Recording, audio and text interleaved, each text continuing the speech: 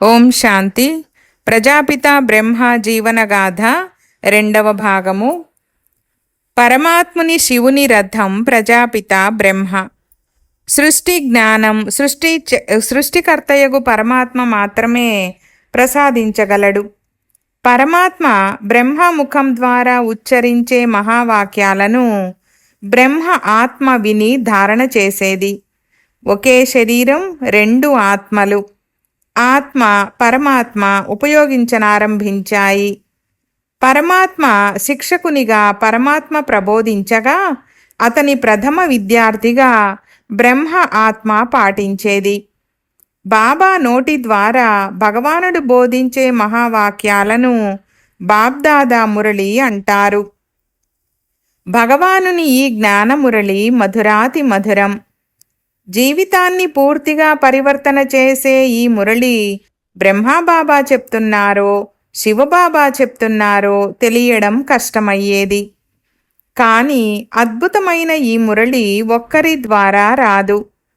సృష్టి చక్రంలో ఇరు ఆత్మల అపూర్వ సంగమంతో ఒక్కసారి మాత్రమే ఈ మురళి గానం గోపగోపికలమై వినగలము. బ్రహ్మ ఆత్మ ప్రథమంలో జిజ్ఞాసువు రూపంలో ప్రసంగించేది, తర్వాత శ్రీమతాన్ని పాటించేది. ఇప్పుడు గీతలో భగవానుడు వాగ్దానం చేసిన ప్రకారం యథా యథాహి ధర్మస్య గ్లానిర్భవతి భారత.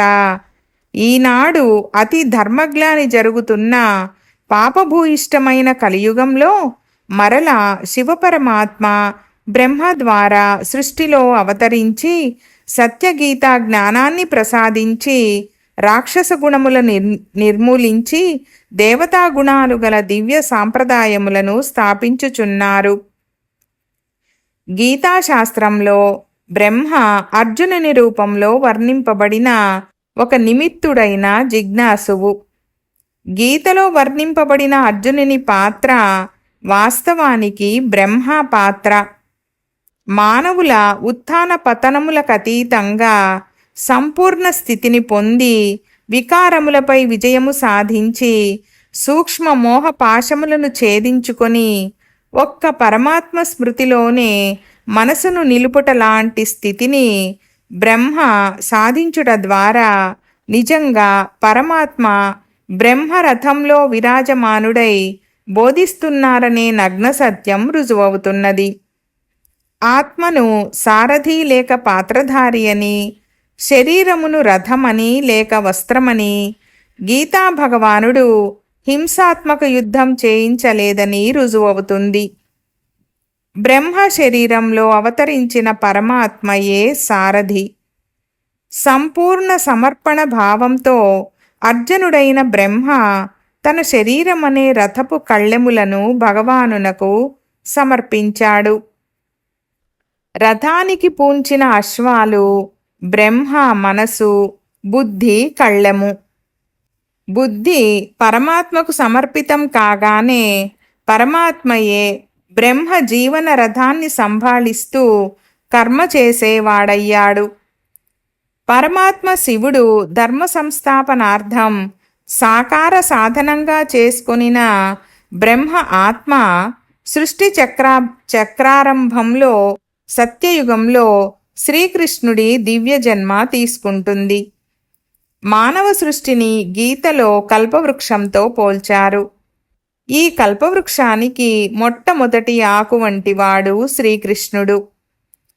పైన పేర్కొన్న సంఘటనలు ముగ్గురు వ్యక్తిత్వాలు.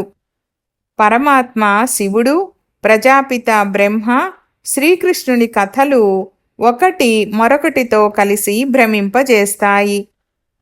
వాస్తవానికి జ్ఞానమురళి పరమాత్మ శివుడు బ్రహ్మముఖం ద్వారా సర్వాత్మలకు వినిపించాడు. ఆ బ్రహ్మే సత్యయుగంలో శ్రీకృష్ణుడై మురళితో ఆడుకునేవాడు. కావున ఆ మురళి మహిమ శ్రీకృష్ణుడి ఆటాడుకునే మురళికి ఇవ్వబడింది. పరమాత్మ శివుడు ప్రవేశించిన రథంలోని ఆత్మ సత్యయుగంలో శ్రీకృష్ణుడి జన్మ గైకొంటుంది. కావున స్వయంగా పరమాత్మ బోధించిన గీతా జ్ఞానం శ్రీకృష్ణుడి ఆత్మ ఇచ్చినదనే అపోహ లేక భ్రమ కలిగించింది. కానీ పరమాత్ముడే బ్రహ్మరథంలో కూర్చొని ఇప్పుడు గీతాజ్ఞానం వినిపిస్తున్నారు.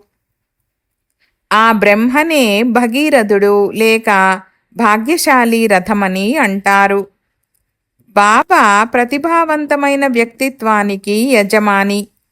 వీరిలో సమదృష్టి, పరిశీలనా శక్తి విశేషించి ప్రస్ఫుటించేది. ఎప్పుడు మాట్లాడాలి, ఎప్పుడు శాంతంగా ఉండాలి, ఎప్పుడు ప్రేమగా మర్యాదతో వ్యవహరించాలి, ఎప్పుడు నేర్చుకోవాలి, నేర్పాలి తెలుసుకొని ప్రవర్తించేవారు. వీరి త్రికరణ శుద్ధి అమోఘం. ప్రతి ఆత్మను శిక్షకుని రూపంలో సంతృప్తిపరిచేవారు. అపకారికి కూడా ఉపకారము చేసే శుభదృష్టి బాబాకు ఉండేది.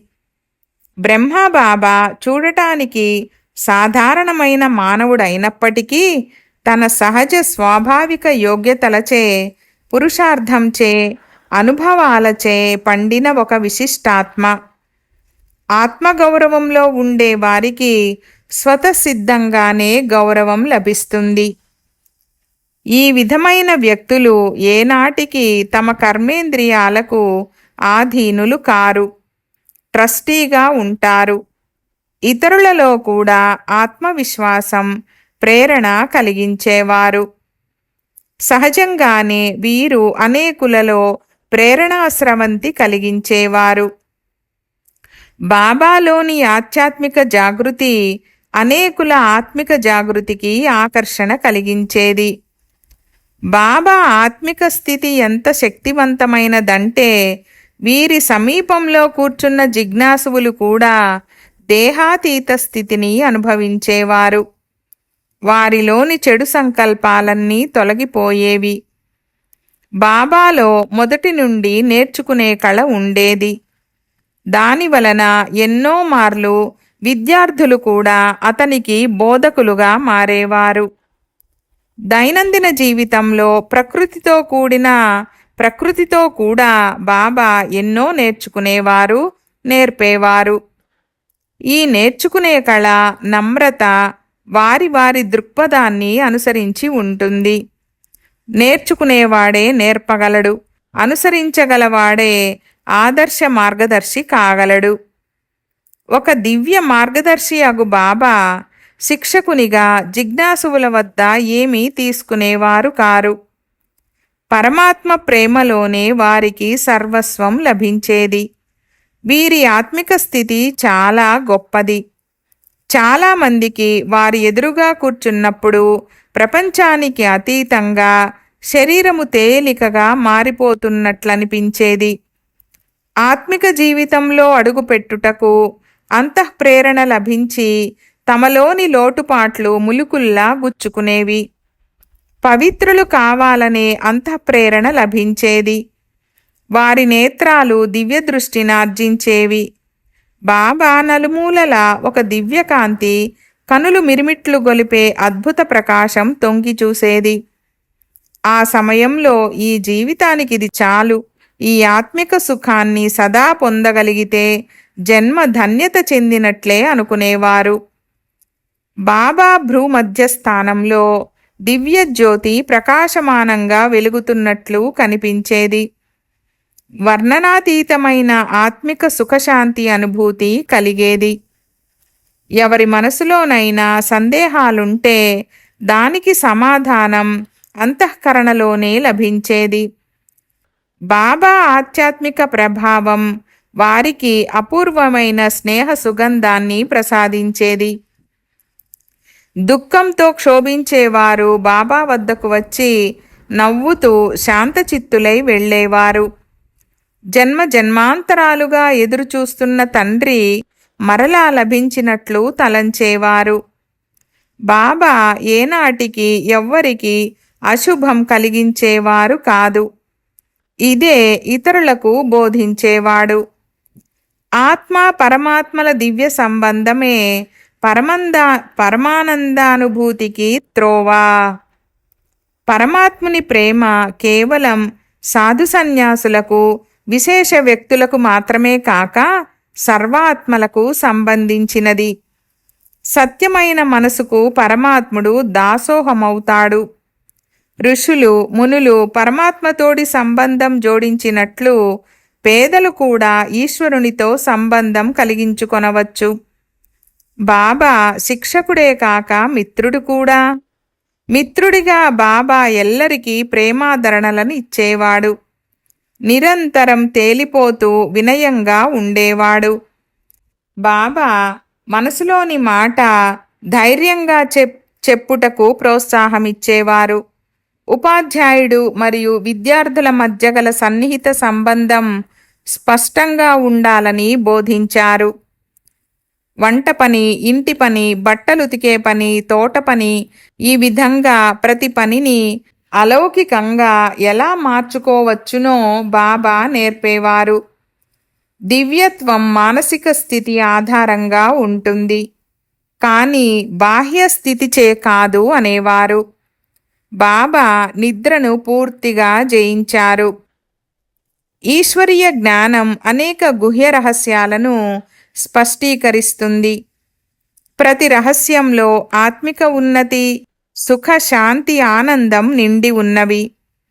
సత్యమైన ఆత్మ బోధనలలో సత్యమైన జ్ఞాన ప్రకాశం నిండి ఉంటుంది.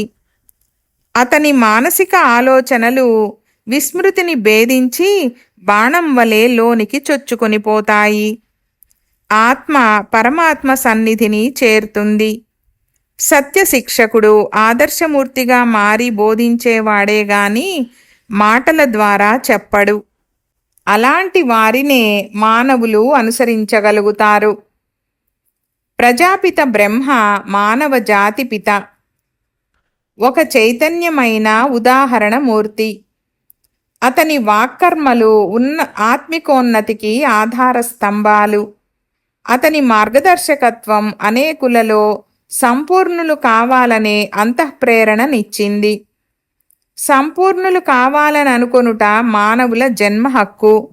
దీని కొరకు పరమాత్ముని శ్రీమతం పాటించుట బ్రహ్మబాబాలోని అపూర్వ విశేషం. ఈ సమర్పణమయత్వం వీరికి అతీంద్రియ సుఖానుభూతినిచ్చింది. ఆజ్ఞాపాలన, విశ్వపరివర్తన కలిగించుటలో పరమాత్మకు అద్భుతంగా సహాయపడింది. సమర్పిత మనస్సు, సంపూర్ణ విశ్వాసం, ఆత్మగౌరవం, దివ్యబుద్ధి ఆధారంగానే అనేక అద్భుతాలు జరిగాయి. ప్రజాపిత బ్రహ్మ యొక్క ప్రేమ దివ్యబుద్ధి ద్వారా బాధ్యతామహిమను అనుభవం చేయించేది. ఇతరుల బాధలను, బంధనాలను విముక్తి గావించే యుక్తిని చూపించేది. నేనెవరు, నేనెవరు, ఇది మానవుడు చిరకాలంగా అన్వేషిస్తున్న తీరని చిక్కు ప్రశ్న. ఆత్మజ్ఞానం, సుఖశాంతి, ప్రేమ నిధులకు నిక్షిప్తమైన తాళం చెవి వంటిది. ఎందరో మహానుభావులు ఎన్నో రకాలుగా ప్రయత్నించినా, పరిశోధించినా సంపూర్ణ ప్రాప్తి పొందుటలో విఫలురయ్యారనే చెప్పవచ్చు. పరమాత్మ ఆత్మజ్ఞానాన్ని గ్రహించే శక్తి అవినాశి ఆత్మలోనే ఉంటుంది. దివ్యబుద్ధి అనే మూడవ నేత్రంతో చూడండి. ఈ దైహిక శరీరంలో ఒక అతి సూక్ష్మమైన అనాది అవినాశియగు ఆత్మ ఉన్నదని బోధించాడు. ఆత్మ యొక్క వాస్తవికత ఈ పదంలో ఉన్నది. ఓం శాంతి అనగా ఓం అనగా నేనాత్మను, శాంతి అనగా శాంతి స్వరూపము. ప్రతి ఆత్మ ధర్మం, ఐకమత్యం మరియు పవిత్రత స్వధర్మాలను గుర్తించుట చేతనే అన్ని విధాలుగా సుఖశాంతి, సంతృప్తి జీవితంలో చోటు చేసుకుంటాయి. ఆత్మజ్ఞానంతో సమస్త కోరికలకు విముక్తి కలుగుతుంది. ఈ విముక్తిచే ఆత్మ నిరాధారంగా సర్వబంధనాల నుండి స్వతంత్రంగా మారుతుంది.